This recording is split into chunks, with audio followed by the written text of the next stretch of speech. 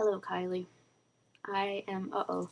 No, I'm revealing my true colors. There. Now, if this isn't good enough for your crazy hair, I don't know what is. Okay, I'm rocking the pink. I have my cow hat on because I have had a nightmare week and it makes me feel better. And these are my horns for when I'm really lazy on Halloween and everybody has a costume and then I just go as horny and no one really finds it funny, but I still do it. Anyway, I wasn't going to do this because I've been avoiding making a video because I've really, like I said, had a horrible, horrible week. But I'm going to do it for two reasons. One, because I'll take any excuse to dress like an idiot. And two, because look, I had blood taken today too. And this bracelet of mine is stuck to this other bracelet and I can't get it off. And that's really just like the icing on my cake. So I thought I would do this. So I will be brief. I will tell you about my horrible week. Okay, here I go. Everything was great and wonderful. Life was beautiful. There were daffodils blooming everywhere, even in the clouds. And the clouds were made of puppies, and the puppies were made of chocolate. Well, maybe not, because then I would eat them. But the point is, everything was going pretty well. I have been on this new heart medication. It's going really great. Everything's wonderful, la di da. Then on Tuesday, I got a phone call from my cardiologist office saying, we just want to give you a heads up, the government has pulled funding from your medication, and if you want to stay on it, you have to pay $1,300 a month. And there's no way that I or my family can afford that. So I don't know what I'm going to do. I don't know if there's an appeal process. I have no idea what happened or what the deal is, but this is the only medication I can take to slow down my heart rate, and it's the only medication that has given me back like some quality of life. So obviously I was really sad that day, and I was sitting on the bus when I got the call, and I just like basically burst into tears on the bus, and everybody thought that I was insane. But I've become really good at not caring about crying in public, and I do it all the time. So I was on my way that day to like a work thing, and I got off the subway seriously just wanting to cry, and there were these people on the sidewalk holding up a sign that said free hugs, and it just goes to show you how skittish our society is and how unwarm, because nobody was doing it, and even I was like, man, I'm too cool for this. But then I just thought, you know what, I actually really do need a hug. So I gave these people a hug, and I didn't tell them that it really made me feel a whole lot better, which is creepy and weird, but it really did. So um, that was a horrible thing number one. And then on Tuesday night, I was driving, and I don't know if anybody gets this thing called bigeminy. I think that's how you say it, where your heart goes pause, beat, pause, beat. I get that, but it usually only lasts for a few seconds at a time. And on Tuesday, I was driving, and my heart went into that rhythm, and it stayed like that for 2.5 hours. So my cardiologist told me that that's a bad thing. So I went to the hospital. The triage nurse felt my pulse and felt my heart pausing and went, holy crap. I got rushed in. I was put next to this lady that had tried to kill herself, which was very interesting actually. And but of course, I felt horrible the whole time. And this guy, I had this male nurse who took so long trying to hooking me up to the heart monitor because he was afraid of like my boobs. I don't know if I kept saying to him like, do what you have to do, buddy. Like you are not the first guy to stick electrodes on my boobs. And he just took so long, and he put me totally flat, almost like upside down. And I tried this at home and it didn't work. It didn't make me feel better. But when he did it at the hospital, I felt my arrhythmia resolve like immediately, and I knew like, oh crap, now they're not going to get anything. And so I stayed at the hospital for 5 hours while they monitored me, and the doctors all looked at me like I was crazy, and there was really no point in me being there.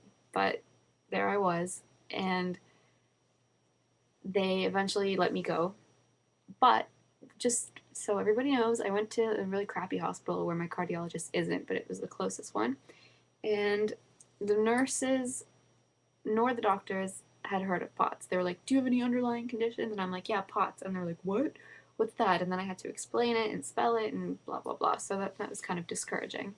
Anyway, then my appointment ended, and I called a cab because my sweet dad was with me, but he was really tired, and it was like 11 at night, and I still had to be there for another 4 or 5 hours, so I sent him home.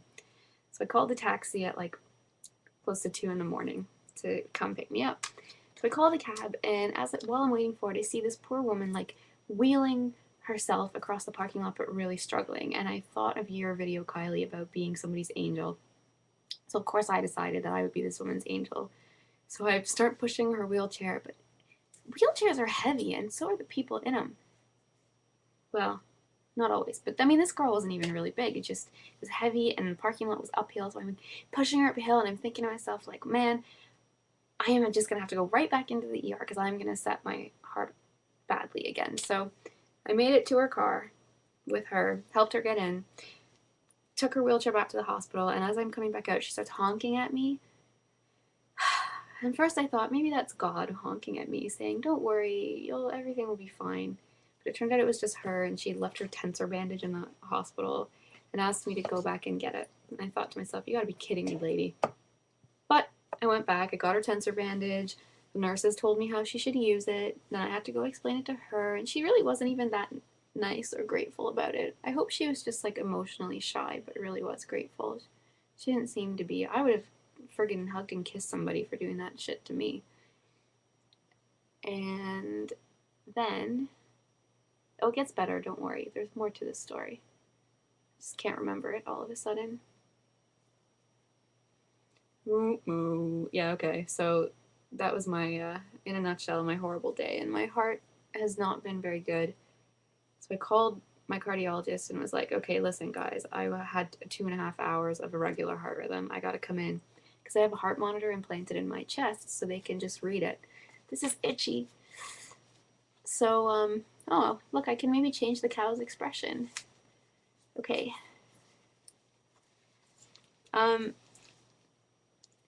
Drunk? Worried?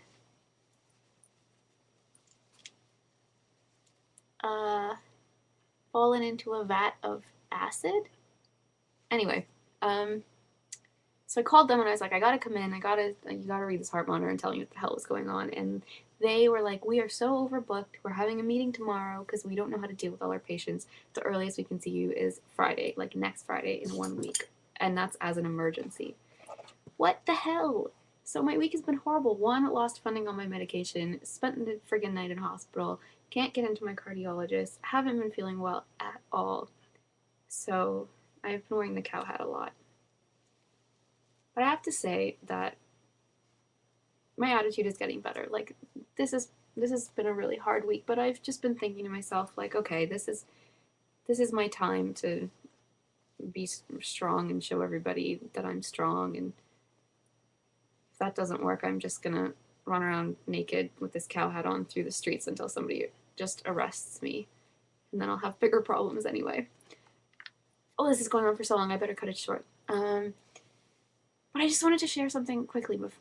Little kids make me feel so much better, Kylie, and so something that I would love to do, and that I am going to do, is go swimming tomorrow with my friend's 4-year-old and 7-year-old daughter.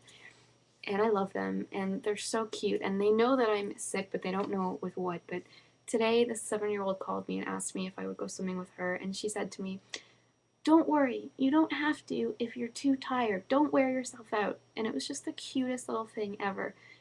And so I had a friend who was really amazing. She passed away from cancer, but she always used to call it munchkin therapy and talk about how little kids really made her feel better. So totally recommend that to everybody having a bad week. Munchkin therapy. Gotta go. Mo, mo, mo, boo hoo.